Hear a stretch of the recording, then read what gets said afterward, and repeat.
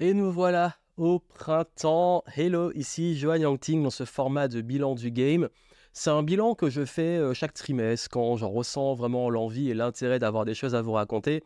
Et pour ce trimestre, on va clôturer l'hiver 2024 et passer au printemps 2024. Je vais partager avec vous un petit peu les coulisses, ça veut dire les expériences, les réussites, les échecs, les réflexions. Donc c'est un format qui n'a pas trop de montage, c'est un format à la cool qui est posé pour vous montrer aussi les coulisses et la réalité du terrain parce que voilà, il se passe des choses et j'ai toujours voulu être transparent avec vous sur le monde de l'entrepreneuriat, les questionnements, les leçons qu'on peut en tirer parce que le but c'est aussi de partager une expérience avec vous en toute humilité bien entendu et c'est vrai que là, il s'est passé pas mal de choses durant cet hiver et je voulais en parler. Il s'est passé qu'on a créé aussi de nouvelles choses, on est en train de faire évoluer l'écosystème Flow Tasking, on a créé des nouveaux outils de personnalité. Là, au moment où j'enregistre, on va vous lancer une énorme nouveauté sur l'art de trouver sa voie et sa vocation. Également, il y a eu pas mal de choses qui sont passées aussi en off, un peu challenging, dont on va parler un peu du plagiat. On va parler également de ce qui se passe dans le monde du web et comment je vois les choses. Et je vais vous partager aussi un petit peu les projets pour le printemps, mon état d'esprit actuel. Bref, voilà, ça peut un petit peu diverger. Comme j'ai dit, c'est sans montage, c'est à la cool. Je partage les choses, on discute réellement. Et je voulais commencer déjà par quels étaient les grands objectifs de, on va dire, janvier, février, mars 2024. Et moi, clairement, c'était de commencer à rôder l'écosystème Flow Tasking. Donc ça veut dire que là, en fait, avec la philosophie du flow et tout ce que vous avez pu avoir, on est en train de développer un écosystème. Un écosystème, c'est un ensemble de programmes, de ressources, d'éléments pour vous aider. Et clairement, l'angle que j'aborde aujourd'hui, c'est un angle qui est basé sur comment réussir à avoir une expansion beaucoup plus saine.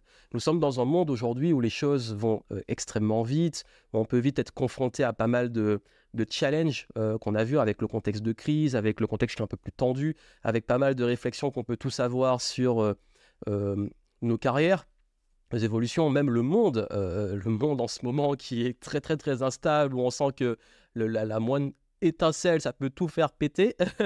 Donc comment on s'y retrouve, il y a aussi l'incertitude, tout ça on en parle beaucoup. Ayant déjà fait pas mal de contenu sur l'incertitude, gestion de crise et tout, j'ai pas envie de revenir, j'aime pas me répéter, c'est juste pour vous dire que je suis conscient qu'on est dans un climat et un contexte où oui, il y a des choses qui peuvent un peu plus nous challenger, ça peut être épuisant. D'ailleurs, peut-être remarquer que en ce moment, ça demande beaucoup d'efforts en termes, notamment, j'ai beaucoup parlé de l'engagement, puisque quand je parle de flow, quand je parle d'expansion, il y a la notion d'engagement. Ça veut dire que c'est dur soi-même de s'engager sur des choses, prendre des décisions, parce qu'il peut y avoir plus de friction que d'habitude, mais c'est également dur d'avoir l'engagement de l'extérieur. Si vous essayez peut-être de faire des événements, si vous essayez peut-être d'avoir même des clients quand vous faites signer les devis, tout ça, vous voyez que ça prend du temps. Parfois, les gens, ils hésitent et tout.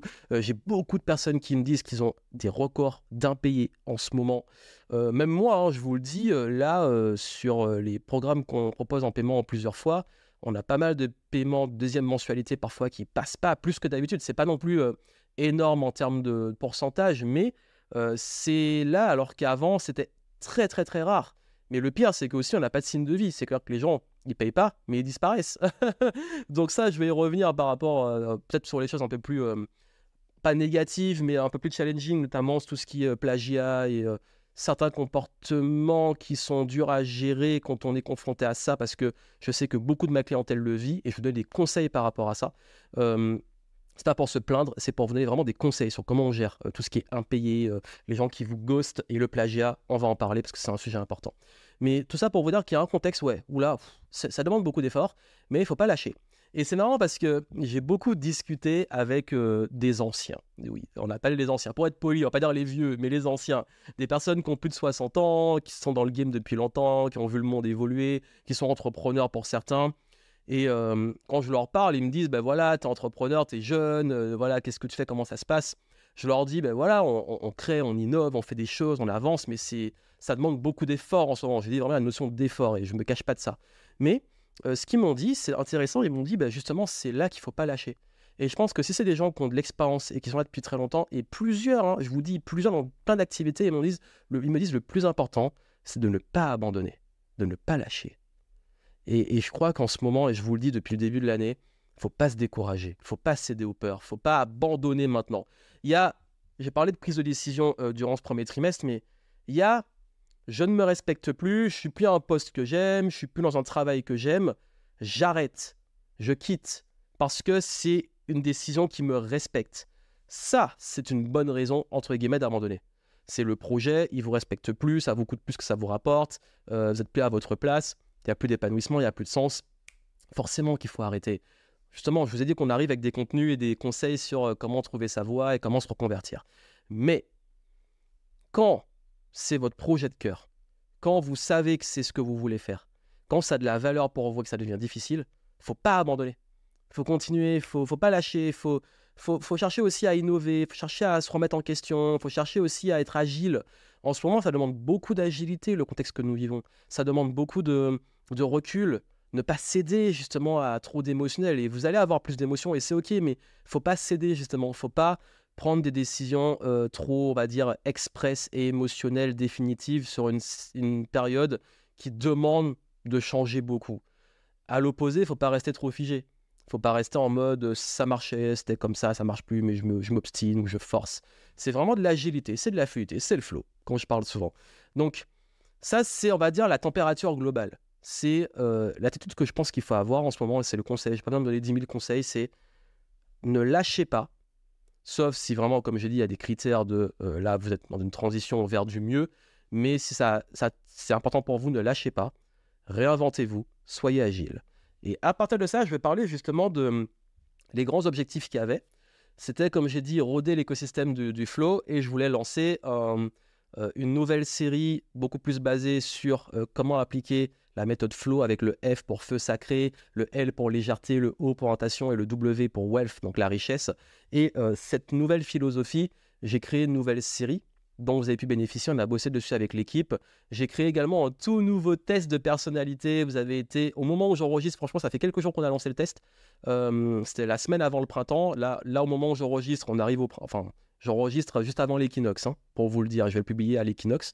Là, on est clairement sur une situation où on se retrouve avec plus de 1000 personnes qui ont fait le test, ce qui est quand même énorme en si peu de temps. Et ces 1000 personnes, c'est intéressant parce qu'on a eu énormément de retours. Ça vous a aidé aussi. Pour la majorité, ça résonne, vous comprenez, ça vous apporte des réponses.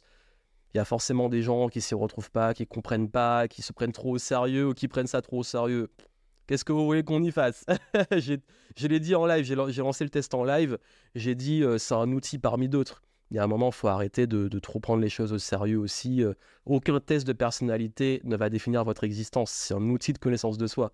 Donc ça, c'était aussi une approche et une façon de vous apporter un petit peu de recul et des outils de meilleure compréhension par rapport à votre productivité. Parce que comme j'ai dit, moi, depuis 15 ans que je fais du contenu, ce qui compte le plus, c'est la notion du temps, parce que le temps, pour moi, c'est la ressource la plus précieuse. Je parle business parce que le but, c'est d'être plus libre au niveau de son temps et d'occuper son temps sur les choses qui ont du sens. Je parle productivité pour rendre le temps qualitatif dans comment vous l'occupez. Je parle également, si on parle du temps, souvent aussi de l'art de réussir à trouver un équilibre entre le pro et le perso, s'équilibrer, etc. Quand je parle également de trouver sa voie, c'est parce que votre temps est compté. Ben oui, hein, nous ne sommes pas éternels, mais qu'au moins votre carrière sur laquelle vous allez passer un tiers de votre vie ait du sens pour vous et soit un outil d'épanouissement et d'abondance. Vous avez vu, il y a toujours le temps qui revient. Le temps qui implique l'énergie et tout, mais le temps. Et donc le flow pour moi, c'est cette notion-là, du temps. Et c'est vraiment ce vers quoi je propose pas mal de choses. J'ai eu pas mal de... Donc l'un de mes objectifs, c'est aussi de pouvoir développer les nouveaux mentoring flow. Donc c'est d'accompagner des personnes, généralement c'est entre 6 semaines et 3 mois, ça dépend, sur comment réussir à les aider à se structurer et passer à un autre niveau d'expansion en se respectant. Donc ça, j'ai eu des nouveaux clients là, on a eu durant l'hiver. On va réouvrir des nouvelles places pour le printemps et je suis très heureux. Game Entrepreneur, justement, comme on l'a fait évoluer là depuis 2022, on a toujours des membres qui le rejoignent dans l'accompagnement, surtout dans Start. Donc moi je suis content parce que l'objectif était un petit peu, voilà, forcément l'hiver c'est plus introspection, cocooning, observation, tri. Donc j'ai un peu fait le ménage. Il y a des choses que vous ne voyez pas. J'ai fait le ménage dans les outils et tout, dans des plateformes, tout ça. Et maintenant, là où je suis moi super content, c'est que là, pour justement le printemps qui arrive, on a pas mal de nouveautés, de nouvelles choses. On va refaire les événements parce que j'ai fait 2 immersions en février, 2 immersions justement flow. Et on va lancer une nouvelle dynamique. Je vais en parler à la fin sur les objectifs. Je voulais revenir sur les challenges. Parce que comme j'ai dit, il n'y avait pas de grands objectifs ultimes. Moi, c'était vraiment de faire tout ce tri et tout. Et aller dans les tests, ça va être relou pour vous. Les tests techniques et tout. C'est un grand ménage. Mais c'est pour aussi vous dire que le business, il y a toute cette notion des choses qui sont parfois, il faut le dire, chiantes, qu'il faut faire. Parce qu'en fait, parfois, on crée des choses et puis on voit que c'est faut les faire évoluer, il faut bouger. J'applique ce que je vous dis. Donc, si moi, je fais du ménage et que je simplifie, c'est parce qu'il faut le faire et parce qu'on reste en mouvement. Et donc, là, ce qui s'est passé et qui m'a obligé à faire ce ménage, c'est que ça, c'est vraiment un sujet qui me saoule parce que je me suis rendu compte que on a un vrai problème avec ça, surtout en France. Le plagiat. Je sais pas pourquoi on est autant dans une notion de c'est normal de plagier. Ça me dépasse. En fait, même moi, vous avez vu, en fait, je vous le dis honnêtement, et ça, dessus, je ne sais pas faire autrement. Moi, j'aime créer des concepts. Je ne dis pas que je réinvente la roue. On peut pas, la créativité, c'est pas partir de zéro. Il y a une différence entre s'inspirer, faire converger et créer une nouveauté avec l'inspiration et plagier, copier-coller quelque chose d'autre. D'ailleurs, c'est Picasso qui disait que les bons artistes copient et les artistes excellents volent. Parce que voler, on pourrait dire que c'est juste du plagiat. Non, voler, c'est s'approprier quelque chose. C'est tu prends la chose et tu te l'appropries. Et ce qu'il a voulu dire, et la subtilité derrière la citation, c'est quand on vole, c'est qu'on prend différentes choses et on se les réapproprie. Et tous les grands artistes, tout ça, c'est ce qu'ils font. Ils se réapproprient. Ils rendent hommage aux autres, mais la créativité part toujours de source. On ne peut pas dire qu'on n'est pas influencé. Pour moi, c'est OK de s'inspirer. Pour moi, c'est OK de créer à partir de choses existantes. Tout est fait comme ça. Le cinéma, la littérature, tout s'inspire. Plagier une œuvre. Tu prends le travail de l'autre. Tu fais copier-coller. Tu mets ton nom. Pourquoi ? Que ce soit ceux qui prennent les Américains et qui copient-collent et qui le mettent en français. Donc ça fait peut-être plus de 10 ans qu'il y a beaucoup d'entrepreneurs francophones, c'est ce qu'ils font. On mettra pas de nom, mais ça c'est gros. Ils sont tous devenus des copies de que ce soit Hormozy ou à l'époque, tous les gros lancements, tout ça. Tout le monde a copié les Américains. Mais pour ceux qui aiment créer, parce qu'en fait, il y a quand même une notion, il y a des gens qui aiment créer, qui ont envie de faire des choses, qui ont envie de créer des concepts, game entrepreneur, flow tasking, tout ce que je crée. Moi, j'aime, même quand je vous fais des workbooks, des choses, des nouveaux programmes, j'aime mettre une signature, une marque, parce que je suis comme ça. Je ne sais pas faire autrement. Je ne sais pas faire un truc juste, vas-y, boost ton CA ou deviens super riche, make money. Le seul programme provocateur que j'ai, je crois qu'il s'appelle Get Cash Now, parce que c'était un gros délire que j'ai eu en mastermind avec des clients. Ils m'ont dit, ben voilà, j'ai besoin de trésor rapidement, brainstorming sur le tableau blanc, et moi j'ai écrit, ok, là l'enjeu c'est d'avoir du cash maintenant, Get Cash Now. Et à un moment je me suis dit, j'aurais posé la question, ça pourrait faire un super programme ça. C'était un délire. Mais franchement, je sais, moi c'est plutôt des acronymes, des choses, et c'est pas pour dire que je suis au-dessus des autres, mais c'est parce que j'aime ça, je sais pas faire autrement, j'aime créer des concepts. Et du coup, en termes de valeur, moi, je comprends pas les gens qui copient et qui plagient vraiment. Inspire-toi de moi, tout ce que tu veux, ok, mais me copier, me plagier et mettre ton nom dessus, pourquoi j'en parle ? Ça fait des mois, années, parce que c'est surtout des mois que ça s'est accéléré, là. Cette année, il y a un gros problème avec le plagiat. Tous ceux qui sont là depuis longtemps vous le diront. Ça fait des mois, là, que ça s'est accéléré, mais quand même des années qu'on me plagie ce que j'ai fait sur les multipotentiels. Il y a des gens, ils ont même été clients de mon programme. Multipotentiel, et ils ont repompé mon programme, mon test et tout. Mais en fait, pourquoi je vous le dis ? J'ai pas le temps, moi, d'aller regarder ce que font les autres. Et franchement, je vous le dis, je vois pas le plagiat, je vais pas tomber sur un truc en disant « Ah tiens, il m'a plagié, dégoûté ». Ce sont mes propres clients qui me le disent. Parce qu'eux, ils font des recherches sur la multipotentialité, et forcément, ils tombent sur les trucs. Et ils m'ont dit « Écoute, Johan, là, il y a une telle, elle a recopié ton programme, parce qu'ils étaient clients chez moi. Il y a un tel, il a copié ton test. » Et c'est mes propres clients, parce qu'ils savent, ils me disent « Johan, on est en train de plagier tes trucs. » Donc moi, je vais regarder. Parfois même, mon assistante me dit « Ah tiens, un tel... parce que c'est elle qui filtre les emails. Elle me dit « Ben voilà, ça a été plagié et tout. » Et on va voir le truc. Et c'est mot pour mot. J'ai même un outil, et je ne vais pas vous le donner, parce que je n'ai pas envie que les plagieurs aient l'outil.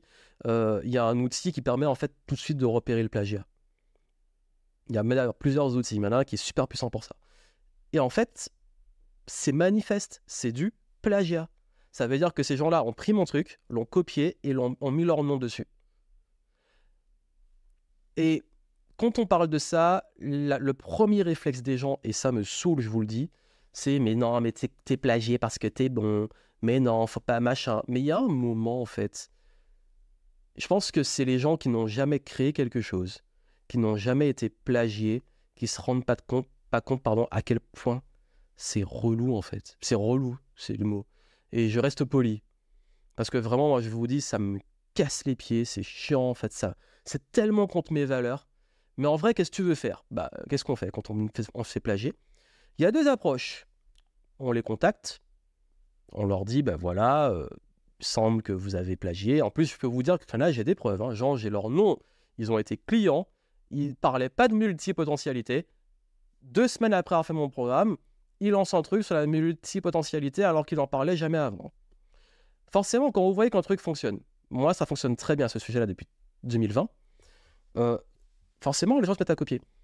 Mais j'ai pas dit que j'étais le créateur des trucs de multipotentiel, et j'ai pas dit que j'étais le premier à le faire. D'ailleurs, moi, j'en parle, j'ai des anciens contenus qui parlent de ce terme-là depuis 2014, hein, s'il y en a qui veulent dans l'antériorité.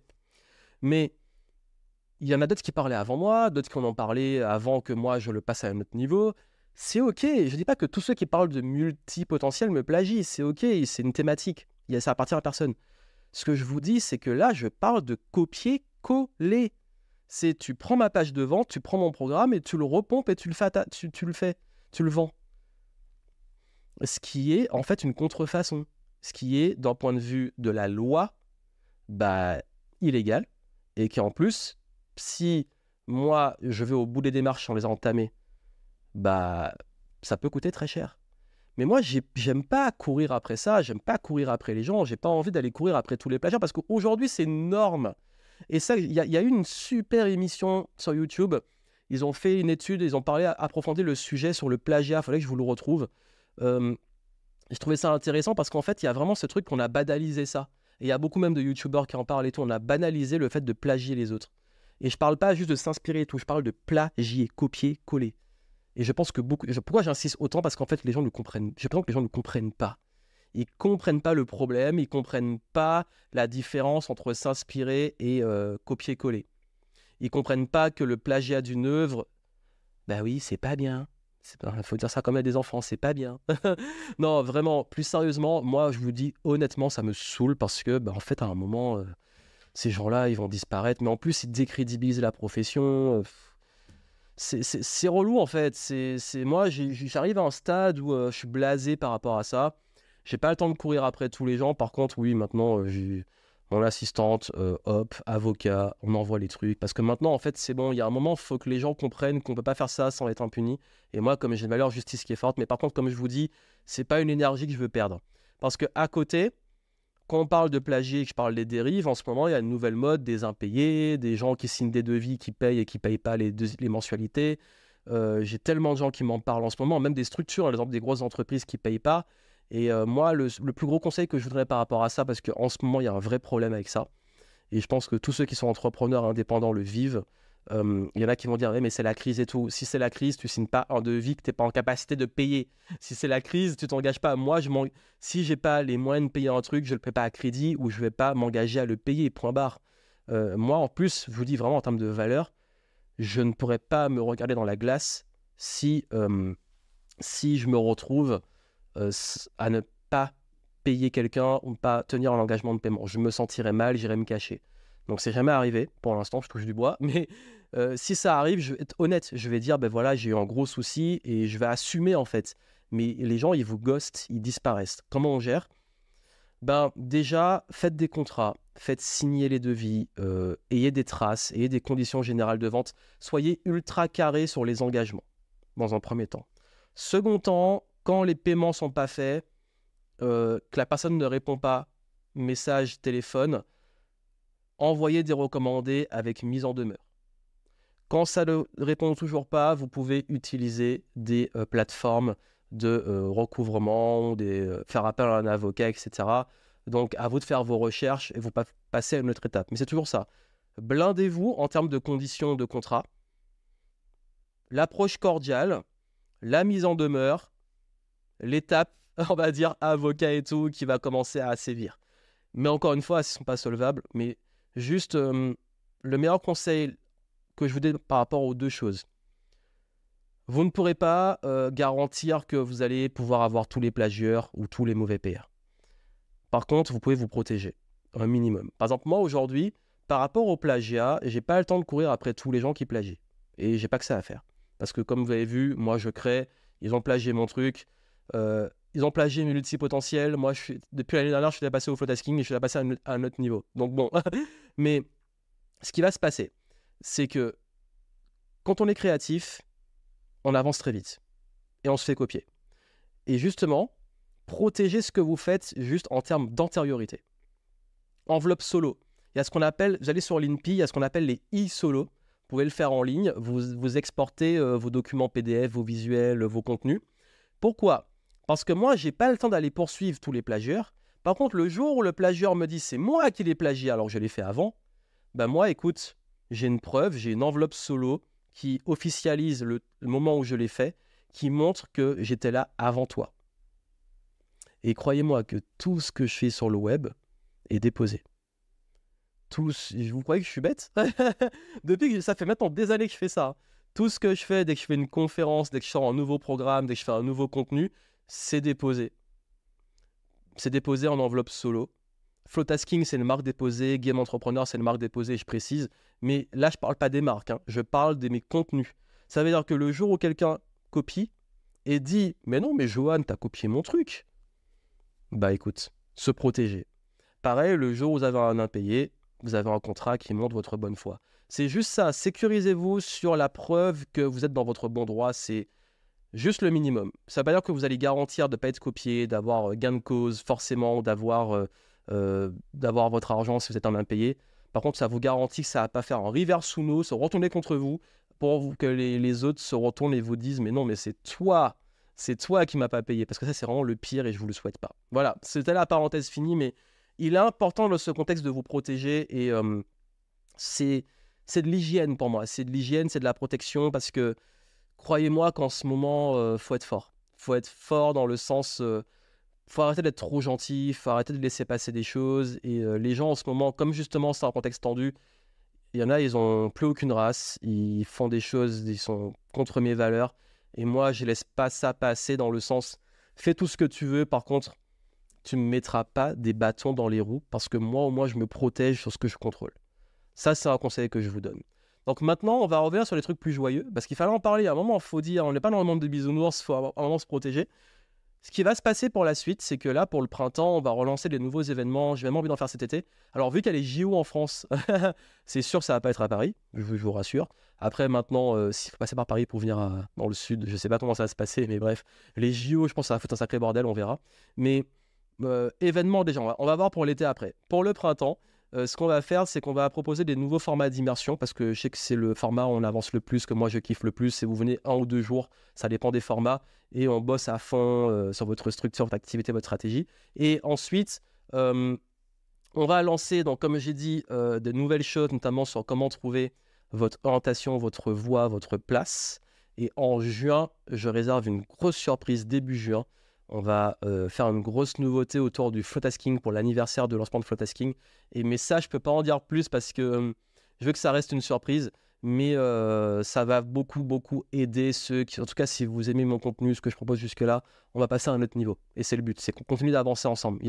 C'est ma philosophie, c'est que je sais qu'il y a beaucoup de personnes qui me suivent depuis très longtemps ou qui ont envie d'avancer, on avance ensemble. Mais quoi qu'il arrive, comme je dis, il y a toujours tous les niveaux, ceux qui veulent passer par les différentes étapes, mais ceux qui ont vraiment suivi beaucoup, ça va être l'étape d'après. Et vous allez voir, ça va être cool. Et aussi pour le printemps, moi, ce que je vais pouvoir vous développer, c'est des petits outils qui vont vous aider dans votre quotidien. On va créer des choses qui vont vous aider dans votre quotidien, qui vont vous faciliter la vie, vous faire gagner du temps, vous faire également prendre du recul par rapport à ce que vous faites et mettre plus d'effets levier dans votre expansion. Donc tout ça, je vous tiens au courant parce que moi, le gros projet du printemps, et c'est ma philosophie du printemps, c'est qu'on crée de la nouveauté, on crée les nouvelles choses, on continue ce qui a été mis en place pour pouvoir, quand on sème au printemps, récolter en été. Mais c'est dommage parce que je ne peux pas trop en dire. Mais tout ce que je peux vous dire, c'est que événement, ça revient. Toutes les questions sur trouver sa voie, orientation, prise de décision, ça arrive. Il y aura aussi une thématique très très forte en mai sur la créativité parce que c'est beaucoup revenu, ceux qui se lassent parce qu'ils ont du mal à rester créatifs. J'ai parlé de la créativité, du plagiat et tout sur le long terme. Donc tout ça, on va le développer. Donc voilà ce que je voulais vous transmettre. Et les grosses leçons derrière, comme j'ai dit, hein, n'oubliez pas de rester agile, de vous protéger, c'est le plus important. Et puis derrière, de continuer à créer, de continuer à innover, de continuer à prendre soin de vous, à prendre du recul. Parce que c'est ça qui va faire une vraie différence. C'est ça qui va permettre de pouvoir, là où tout le monde s'enlise, s'énerve ou se fait avoir, vous passez à travers le truc et vous continuez. Et c'est vers ça que je vous amène en ce moment avec tout ce que je partage avec vous. En tout cas, moi, je vous souhaite énormément de succès. C'était le petit bilan. Et c'était un petit point. Comme j'ai dit, c'était un peu freestyle. Mais j'aime bien faire ce petit format, au moins une fois par trimestre, pour vous donner des news.